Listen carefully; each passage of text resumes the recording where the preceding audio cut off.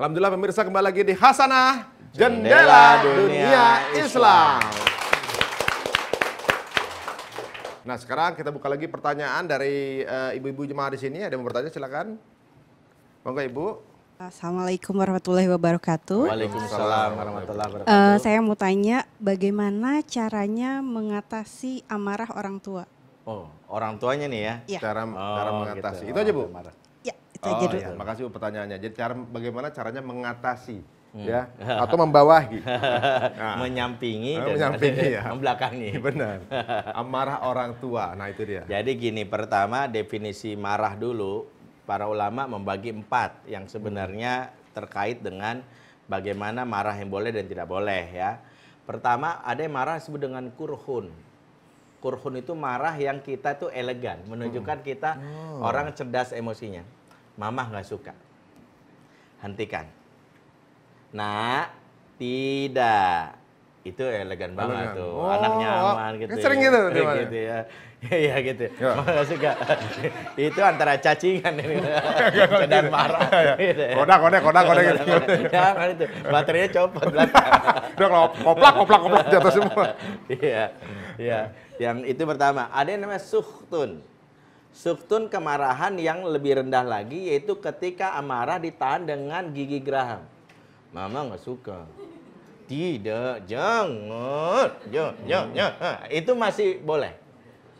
Ya, jadi tingkatannya Masih boleh itu? Masih boleh. Ambil gigit gitu? Iya, asal jangan lidah gigit putus. Benar. Tapi gigit sambil gigit anaknya.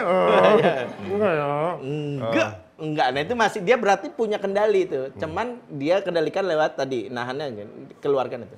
Yang ketiga disebut dengan ghadbun. Ghadbun itu marah yang dalam hadis sebutkan la taghdab. Itulah kenapa yang dilarang itu ghadbun. Ghadbun itu marah yang cirinya pertama desibel suara meninggi. Kamu. Ya sampai tetangga 30 rumah denger gitu ya. Ternyata lagi karaokean gitu. Gak boleh. Ada riset mengatakan khusus bayi di bawah 5 tahun, teriakan yang melebihi kapasitas telinga yaitu desibel suara meninggi itu menghancurkan 10.000 sel otak anak. Ya Allah. Yaitu sehingga ada anak yang mengalami kerusakan sel otak. Itu cirinya pertama apa? Cirinya adalah anak itu selalu reaktif. Ya kalau tersinggung dikit jebret.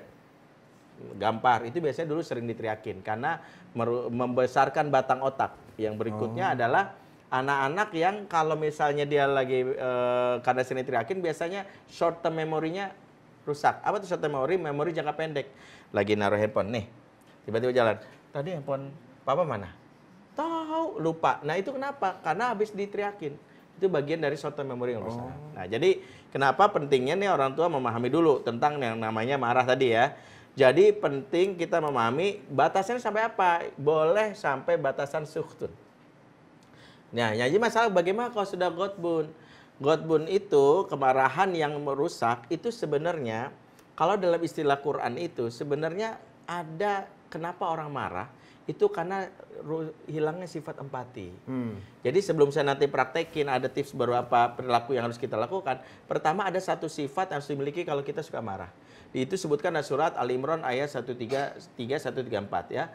Disebutkan bahwa sari'u ila magfirati min rabbikum wa jannatin ardas samawati wal ard uiddat lil muttaqin. Bersegeralah kamu menuju surga dan menuju ampunan Allah dan surga yang seluas langit dan bumi yang persiapkan untuk orang-orang bertakwa. Siapa itu orang bertakwa? 3 nih cirinya. Pertama ya adalah walladzina yunfikuna fisarra'i wad-dharra wal kazimil ghaiz wal afina anin nas. Ya, yaitu orang-orang yang menafkahkan hartanya di saat senang maupun susah. Yang kedua adalah orang yang menahan amarah dan suka memaafkan kesalahan orang lain alias enggak dendaman. Ini 3 nih. Pertama dia senang bersedekah saat senang maupun susah. Yang kedua dia suka menahan amarah dan memaafkan kesalahan orang lain. Kata Ibnu Katsir, 3 sifat ini kalau satu copot yang lain mesti copot. Maksudnya apa? Kalau ada orang suka marah identik dengan sifat pelit. Kalau ibu-ibu bilang, suami saya tuh pemarah banget, pasti pelit. Kenapa? Karena orang yang biasanya suka marah, dia nggak punya sifat empati sama orang.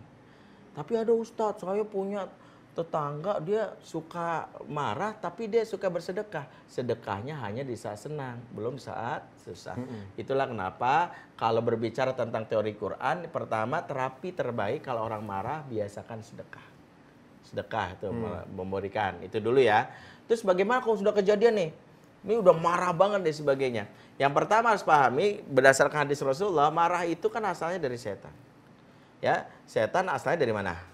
Hah? Api. Api kalah sama air ya. Berarti apa? Kalau kita dalam keadaan marah buru-buru berwudu. Wudu itu salah satu cara kalau kita menghilangkan marah buru-buru. Aduh, ini kayaknya udah marah banget nih, kayaknya mau gampar anak nih. Wudu. Kalau marah banget gimana? Kalau marah banget gak cukup wudu, mandi. Bener, mandi. Kenapa? Karena sebagaimana wudu menghapuskan hadas kecil dan mandi menghapuskan hadas besar, maka kalau wudu menghapuskan emosi kecil, maka mandi pun menghapuskan amarah besar. Ya, makanya kalau ada orang marah banget, mas mandi dulu gitu. Suruh mandi. Tapi kalau orang itu marahnya gara-gara disiram kopi, kan air juga. Iya, itu karena dia belum mandi ya. Iya. Nah, itu yang membuat kita harus pahami itu polanya. Ada praktek nggak saat untuk mengendalikan amarah nih yang bisa kita lakukan? Ya, yang jelas kalau itu marah dulu nih. Nah. Kalau itu kan emosi negatif, ada juga emosi negatif selain marah yang membuat Anda tidak nyaman. Yaitu namanya sedih dan stres. Nah, bedanya adalah kalau marah itu justru dialirkan lewat yang namanya aliran darah dan dia akan makin membara kalau misalnya justru saat dia melebarkan badan. Kalau sedih itu makin sedih kalau makin meringkuk. Makanya ada beberapa hal yang bisa ibu lakukan, terutama kalau lagi sedih. Yang pertama, kalau lagi sedih jangan posisinya tidur. Karena posisi marah itu diredakan tidur, kalau sedih dan tidur makin sedih. Yang kedua adalah ibu bisa merendegangkan tangan. Nah, ini sebenarnya prakteknya saya sih karena di sini agak ruangan sempit, ini anak aja. Ini salah satu terapi juga buat anak kalau lagi sedih. Sini coba kamu. Siapa yang mau? Kamu mau nggak praktek? Siapa namanya? Sini. Markona. Ali. Alia. Ya, anak zaman sekarang beda namanya. Alia, baru kecil aja udah Alia. Saya aja masih ibtidaiyah. Lebih tinggi ya. Iya, Benar. luar biasa. Besok saya kalau punya anak lagi karena main Hafid sekalian. Udah hafal 30 Dia udah Alia gini. Nah, gini nak. Ini kamu kalau sedih, ini bisa dipraktekin juga buat kamu. Pertama, kalau misalnya Alia lagi sedih, Alia boleh yang namanya membentangkan tangan begini. Ikutin kayak Ustadz. Nah, gitu ya. Tarik nafas. Nah, tarik nafas, tahan. Terus keluarin pelan-pelan dari hidung aja. Dari hidung ya? Nah, Kenapa? Karena ketika menghirup nafas itu yang kuat nih. Nah, oke ya, coba tarik ini nih. Coba saya minta Mas Hari praktekin. Mas Hari ada nggak rasa yang berbeda di wilayah sekitar sini? Ketika nafas itu, biarkan rileks dulu, rileks. Itu kalau benar prakteknya niup itu sebenarnya mengalirkan yang namanya emosi positif lewat oksigen dialirkan lewat bahu sampai ke saraf tangan. Nah, itu kenapa? Itu sebenarnya memberikan rasa tenang karena limbik itu butuh namanya asupan oksigen.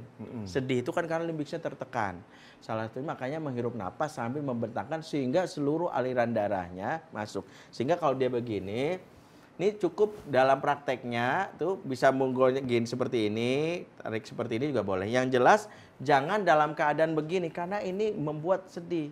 Tubuh itu butuh yang namanya dibentangkan. Sehingga saya mengilhami kenapa ada hadis mengatakan kalau orang lagi sedih, hadisnya mengatakan fakabbiruhu. Fakabbiru itu kalau dalam hadis mengatakan besarkanlah Allah, ya. Artinya bertakbirlah kamu. Kalau ke dalam konteks pergerakan, makanya kalau lagi sedih, fakabbiru itu adalah besarkanlah badan kita. Dan itu kalau ibu-ibu, ya memang kalau karena ini ada batasan auratnya, saya pikir itu bisa ibu di dalam kamar.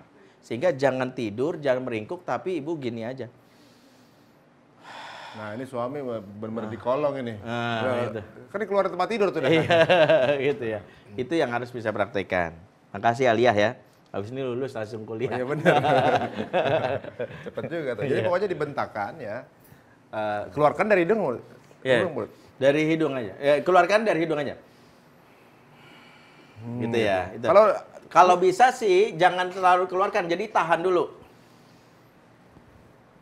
Pelan-pelan. Mulai berasa tuh detak jantungnya gitu. Iya. Tapi jangan sampai ada bunyi. Itu udah bahaya, bocor. Itu bocoran. Itu asma. Iya. Gitu ya. Ya kan dari situ. Iya. Kalau dari pintu yang lain, Oh iya, ini bahaya. tiba-tiba anget-anget itu bahaya sih, Ibu ya. Mungkin metodenya salah. Metodenya gitu ya. salah. Kalau itu sih minum obat diare. Itu yang bahaya. Oke. Ya, bisa dipraktekkan sambil kita menunggu segmen berikutnya. Jangan kemana-mana, kita akan kembali hanya di Hasanah Jendela Dunia Islam.